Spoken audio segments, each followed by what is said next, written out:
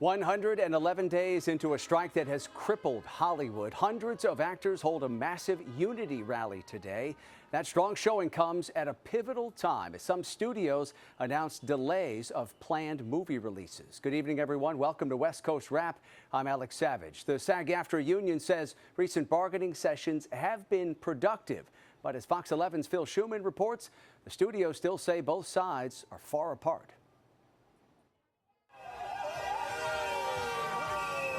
Determined and defiant. Please make sure to keep the line moving. It's day 111, but some 150,000 striking actors on both coasts demanding the same basics as day one. They're not wearing us down. We are more committed than ever. Those basics summed up by actress Amy Aquino: fairness and respect. What's it going to take to close a deal? I think it's going to take them to understand that if they want to continue to make film and television, they have to treat us fairly. They do have the money. The union's chief negotiator said this morning the two sides are far apart on limits on artificial intelligence, on staffing levels, and on residual payments, particularly for streaming. I'm paying my bills just barely. I might have to sell my house. Residuals key for actress Gracie Mercedes. Like so many here, burning through savings. Residuals are super important. We need to survive. I think people think that actors are rich, but we're not. We might have 4 overpaid actors in Hollywood, but the rest of us, we're surviving basically on residuals. We got to get this deal. We got to get it now because it's been so long. I mean, we're not going to give up until we get the deal. We're not going to settle for anything less. That's our bottom line. Both sides are keeping a very tight lid on exactly what is happening at the negotiating table here at SAG-AFTRA headquarters. But I can tell you this, assuming a deal is reached, it's only for 3 years. So it'll seem like we'll be doing this all again in no time. In Mid-Wilshire, I'm Phil Schuman, Fox 11 News. For some more perspective tonight on why this is such a pivotal time for the actors' strike, let's bring in Michael Schneider. He's with Variety TV, Variety TV's editor. Michael, thank you for the time tonight. According to Variety's reporting, the studios have warned that they have to get a deal done this week to end this strike in order to be able to produce partial seasons of many scripted shows. What is at stake here to get this deal done? Yeah, I mean, we're midway through the fall TV season already, and obviously there have been no original scripted shows beyond the ones that were already produced long ago. And as we head into the holiday season, that means that's the traditional time that people are shutting down production. And so we're looking already at a broadcast TV season that's been pushed way back. And if it goes back any further, there really won't be enough episodes to make it really financially make sense to produce for this season. So if the strike goes on for a few more weeks, that really endangers the entire TV season. Okay, so we know that one of the key sticking points that remains here in these negotiations is over the use of artificial intelligence in filmmaking. What exactly is the disagreement between the actors and the studios here? Well, now it's granular.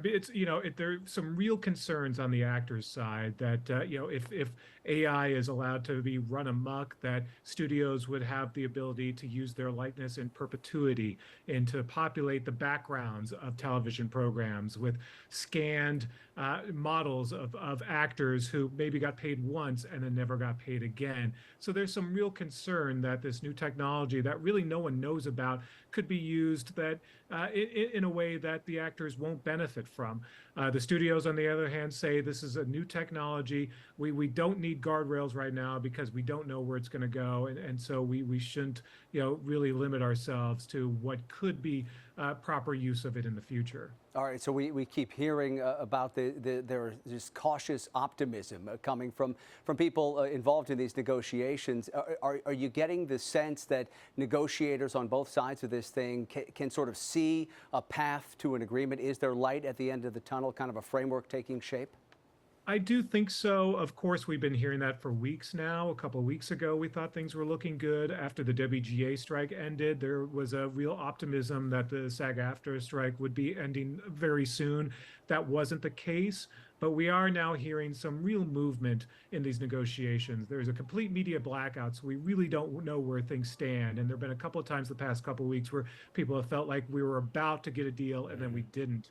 But nonetheless, there is optimism that we're talking days, not weeks. Yeah, certainly a crucial time for Hollywood here, and more talk slated for tomorrow. Michael Schneider with Variety. Always appreciate the time. Thank you. Thanks so much. Public schools across Portland were closed today as teachers there kicked off a strike. This is happening in the state's largest district, serving 45,000 students. Teachers are demanding more planning time, smaller class sizes, and better wages as they bargain for a new contract.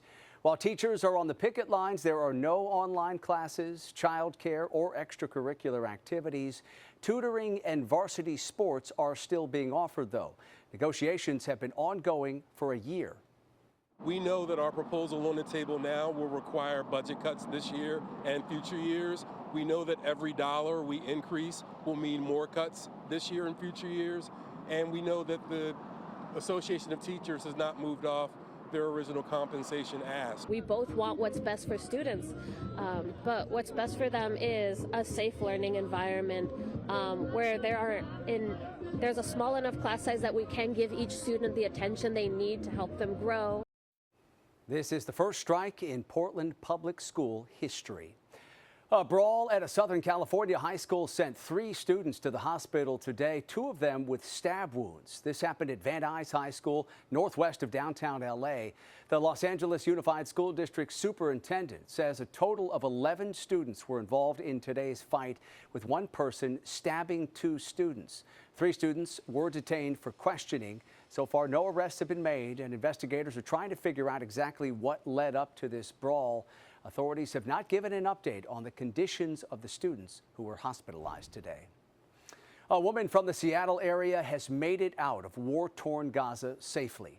Ramona Okamura was doing humanitarian aid work in Gaza when the Israel-Hamas war began.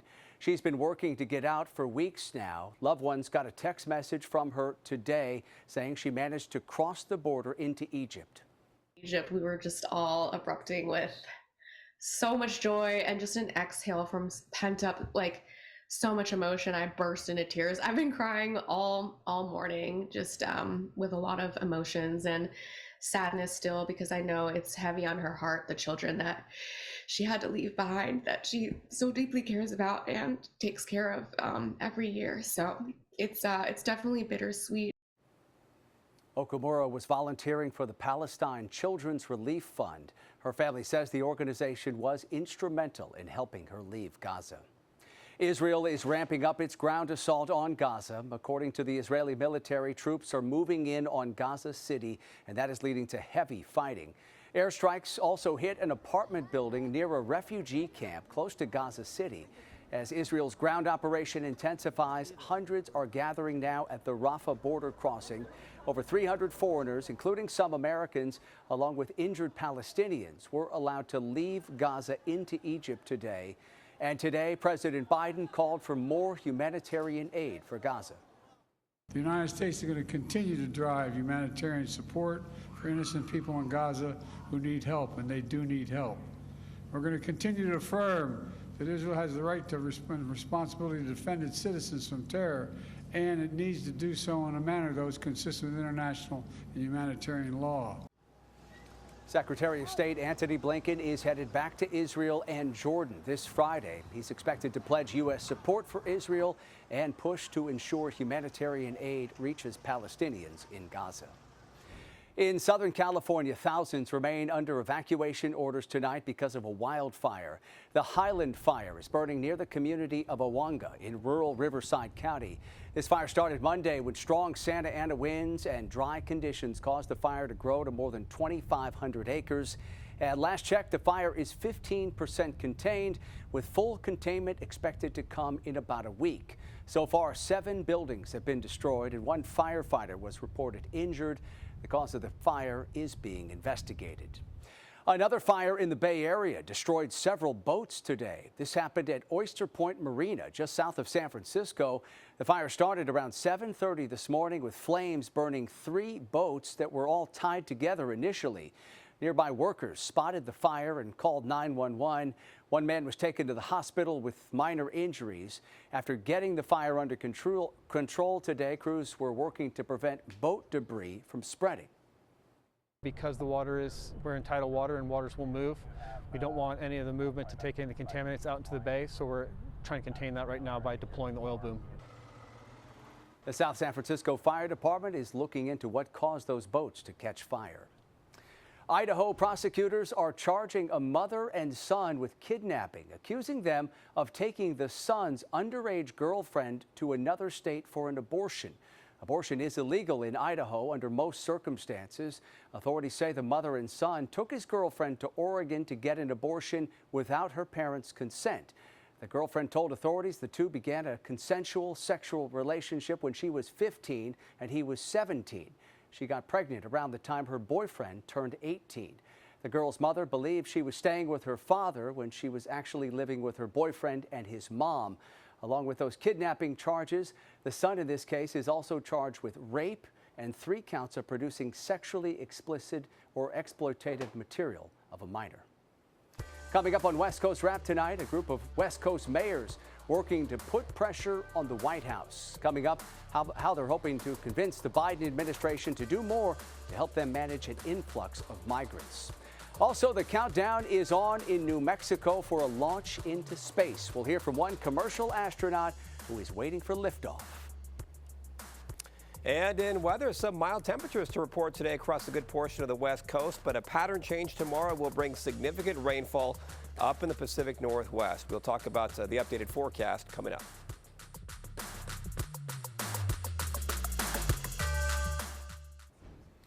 Faced with a growing number of migrants in their cities, a group of mayors are working on ways to get help from the Biden administration.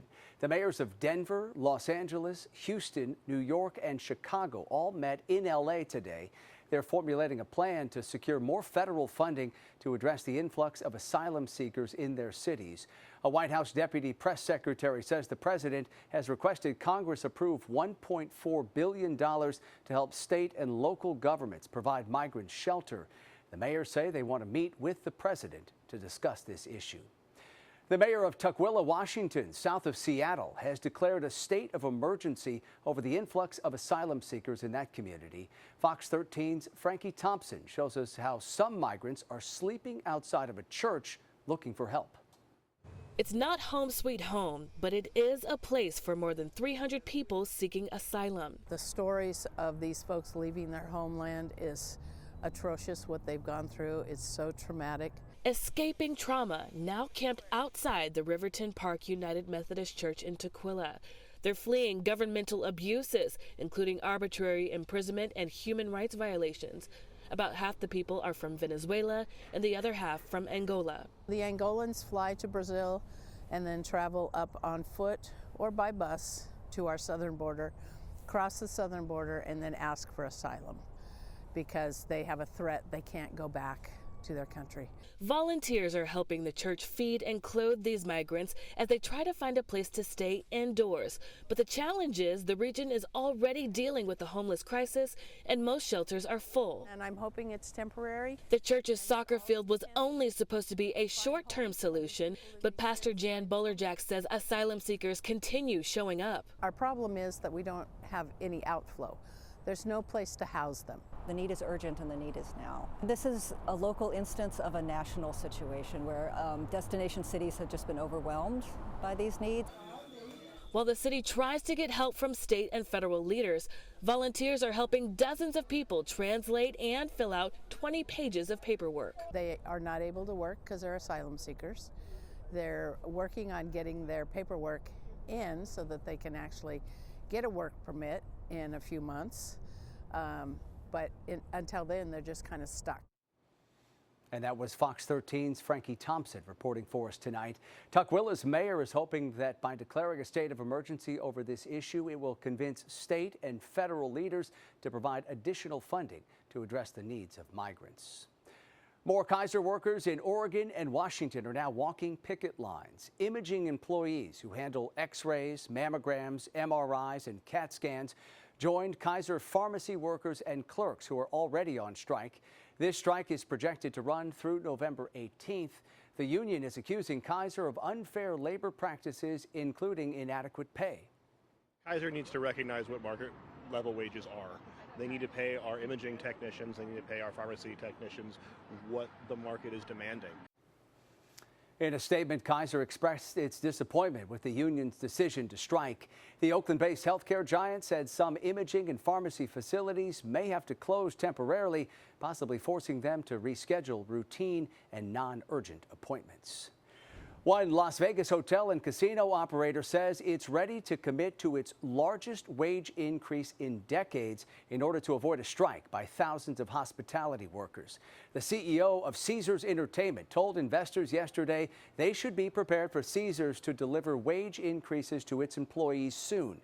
Las Vegas's culinary union is in the middle of negotiating a 5-year contract with several resort casino operators. No tentative deal has been announced as of yet. Union members are demanding better wages, additional benefits, and job protections. They say they could move forward with a strike at any time. A former Oakland A's executive wants Major League Baseball owners to reject the team's proposed move to Las Vegas. Andy Dolich, the A's vice president of business operations between 1980 and 1994, sent a letter to the other 29 baseball owners. Dolich said the move would be, quote, a major mistake for MLB and all of its franchises. League owners are scheduled to meet later this month in Nashville, where they're expected to vote on the A's proposed move from Oakland to Las Vegas. Well, it's November. We're starting to see some changes develop offshore. We're showing you right now the jet stream or the storm track. You can see some development out here and some storms developing within this flow that'll definitely impact the Pacific Northwest, getting most of the significant rainfall over the coming days. In fact, you can see as we put this forecast model into motion, even including Northern California, these numbers going up quite a bit into your Thursday, but even into next week. We're talking about a series of storms that will definitely boost up those rainfall totals. So something to be watching closely over the next several days, with heavy rain in the Seattle forecast coming on board for tonight and into your Thursday. So high today in Seattle of 54 degrees, lots of cloud cover out there. As we show you the San Francisco Bay Area, looking out towards San Francisco from Oakland, it was a mild day, just a few high clouds, temperatures only in the 70s, actually fairly mild for November 1st. And in Phoenix, no triple digits, but still on the warm side, those readings mainly in the 80s, right around 83 degrees. So here's the weather story for your Thursday. Rain and wind up in the Pacific Northwest, temperatures in the 50s, some high clouds for Northern California. It's a nice day down toward Los Angeles and San Diego with lots of 80s, and more sunshine out toward Denver with temperatures in the 60s. So once again, here's all the cloud cover kind of arcing up into Portland and Seattle. Just a few high clouds drifting into northern and central California. As we check out the current numbers out there, we have temperatures ranging from the 40s in Denver at 49 degrees. In fact, Spokane 50 degrees, but it's a warm evening in Southern California, Palm Springs, San Diego in the 70s, and Phoenix in the upper 70s. Here's the forecast model once again showing you the rainfall coming on board for Seattle and Medford. So this is Thursday afternoon, as you can see here. And then into Friday, there's a chance of some rain, but it looks like those rainfall rates could be picking up later in the day Friday into Friday night. As we head into Northern California, some rain showers approaching Eureka, but it is a dry forecast down towards Southern California. So here's the breakdown. There's our rain cloud, the first of many for the Seattle area. For San Francisco, temperatures in the 70s. Probably some more clouds though as we head into the weekend. Denver, a sun-cloud mix, and down toward Phoenix, you can see temperatures right around 86 to 87 degrees. But it will be interesting over the coming days as we track the series of storms, an atmospheric river, multiple systems that will produce significant rainfall up in the Pacific Northwest. Alex. All right, we will get ready for the rain. Yeah. Mark, thank you. One mom hoping her launch into space tomorrow will inspire girls all around the world. Coming up tonight on West Coast Wrap, how she's getting ready for liftoff from New Mexico. And 2 reasons to celebrate for a new police officer in Modesto, California. How one family member made a surprise showing at his graduation.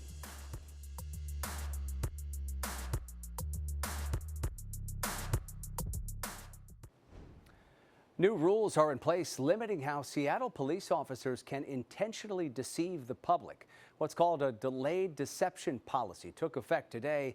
It prohibits police from intentionally broadcasting misinformation over radio, social media, and other mass media formats. The policy comes after police radio chatter during protests in 2020 that suggested members of the far-right Proud Boys were gathering. A review found that communication likely increased the number of protesters carrying weapons. Seattle's delayed deception policy is believed to be the first of its kind in the country. One of the newest police officers in Modesto, California, missed his academy graduation for a good reason. KCRA 3's Leanne Denyer explains it appears his newborn wanted in on the action. Inside Memorial Medical Center in Modesto, baby Theo Kersey is having his first day. It's a very crazy day. A day that was already scheduled to be a big one for his family. It was during the rehearsal for the San Joaquin Delta College Post-Academy class graduation that his dad and new Modesto police officer Trent Kersey realized he wasn't going to make the ceremony. I had to put my family first and go to the hospital and go have a baby, and then had to let the academy staff know and the department know that I won't make it to graduation. The class of new hires at the Modesto Police Department celebrated the completion of their program this Halloween, just as little Theo made his debut. Obviously, I'm going to put my family before anything else, and I would have been awesome to be there for the graduation. So the department brought graduation and Kersey swearing in to his growing family. Modesto police shared these pictures from the hospital of Kersey swearing in with baby in tow. Said hi to the family and met little Theo, the new baby boy, and I did my swearing in there. Just congratulations to him for, graduating and welcoming in a new child. Department command staff celebrated with Kersey and his family, wanting to make sure he knew he could not only be sworn in, but feel supported by his new police family. We want them to know that, we understand that this career requires some dedication and often involves balancing work and family. Mom and baby Theo are doing well, and Kersey says he couldn't ask for anything more. I'm blessed. In Modesto, Leanne Denyer, KCRA 3 News. That is wonderful. So many reasons to celebrate. Well, a new crew of commercial astronauts is in New Mexico tonight, counting down to what's expected to be an unforgettable ride. Tomorrow, the astronauts will take part in Virgin Galactic's final space flight of the year. This mission will launch from Spaceport America in New Mexico. That's about 30 miles southeast of the town of Truth or Consequences. Aerospace researcher Kelly Girardi is part of this crew. She is hoping other young women will draw inspiration from her adventure. Fewer than 100 women in history have ever flown to space, and the barrier has always been access and not aptitude. My daughter and her generation grow up knowing that not even the sky is the limit on their dreams. Tomorrow's Virgin Galactic crew will conduct healthcare experiments while they're in space. That flight should last about 1.5 hours. We wish them all safe travels here on an inspirational mission to space. That does it for West Coast Wrap tonight. Thank you so much for watching. You can stay up to date on all the stories we're covering online.